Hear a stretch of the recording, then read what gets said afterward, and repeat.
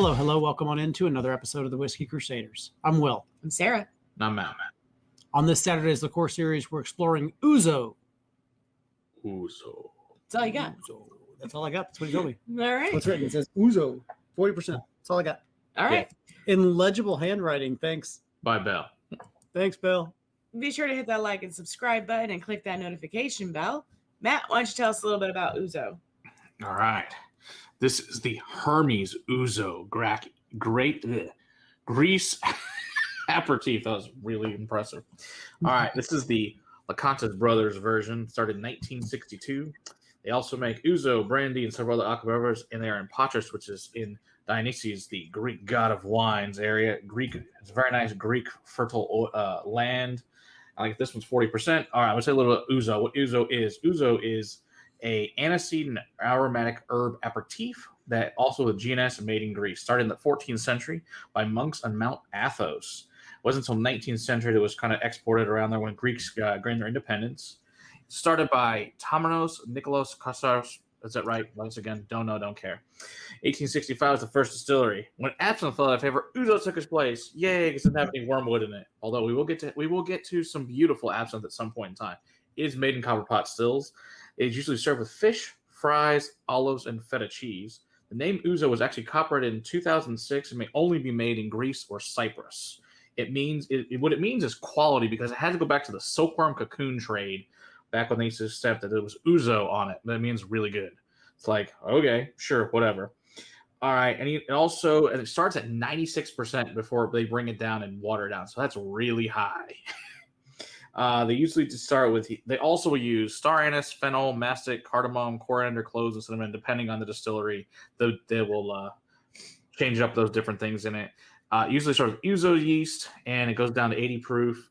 It can go no lower than 37.5 by law, and usually up to 50. Some add sugar, and most of its southern distilleries add sugar. Other ones do not. So let's see. They also said that sugar lets you become drunk less quick, and then eventually hits you and goes. So they suggest not drinking this one rapidly. It ends poorly. Sugar plus alcohol equals bad times. This smells bad.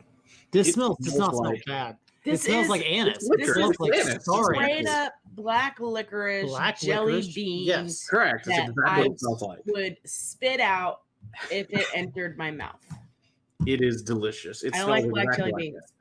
You're gonna love this licorice. This liqueur. I mean, This smells bad. I don't like it already. Yeah, if you don't like licorice, you will hate this. If you like licorice, black jelly beans, you will love this. I don't like this. I don't like the smell. Little black gumdrops. I don't want to do any of this. Well, then don't drink it.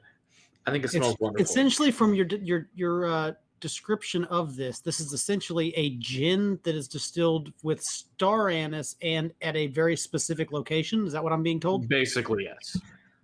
Okay. It has the full-on everything that I get when I smell a black jelly bean that's been bitten into.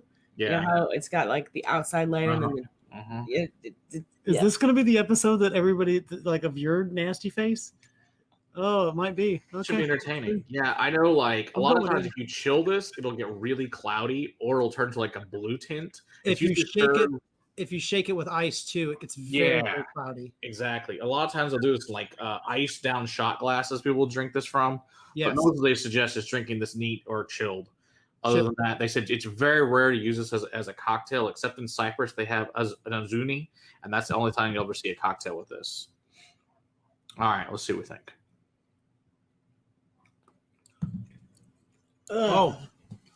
Tastes exactly the same. Black licorice and jelly beans. Yeah, and then there's a bitterness in there, a bitter component. Yeah. It's not almost like an Amaro bitter on the finish. Absolutely. Done. It's not it is sugary, but not insanely sugary like I expect it to be. It's disgusting. It's a little too sugary for my palate. I think it's good. I like it. But the bitter is there, but this one I feel like is probably produced in the southern region because it feels like it's very sugar heavy. Yeah, where Parkes is very, very close. It's one of the most southern cities. I don't like it. I don't dislike the flavor. I really dislike the amount of sugar that I got. Sugar, yeah. I dislike all of it. But hey, I like it. It's good. Yeah.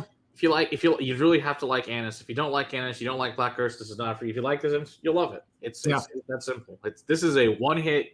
It tastes like licorice. Absolutely. Yeah. Like it tastes like it. That's it. Yeah. Straight up. So that's what you got. Black licorice, folks. If you like it, get it. If you don't get it. Yeah, this thing is not expensive. It's like $15 at like Total Wine. It's one of their brands. It's cheap. All right. Don't forget to hit the like and subscribe button and click that notification bell and check us out Monday nights live. And until next time, keep on crusading for liquids in your glass. Cheers. Cheers, guys. You heard my whiskey. He was like, I'm not drinking that. She can share my whiskey. She just won't take another sip of that.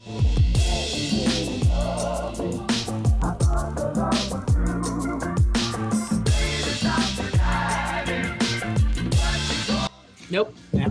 We found something she won't drink besides pee. Apparently Ouzo. And Malort. Malort. And Malort.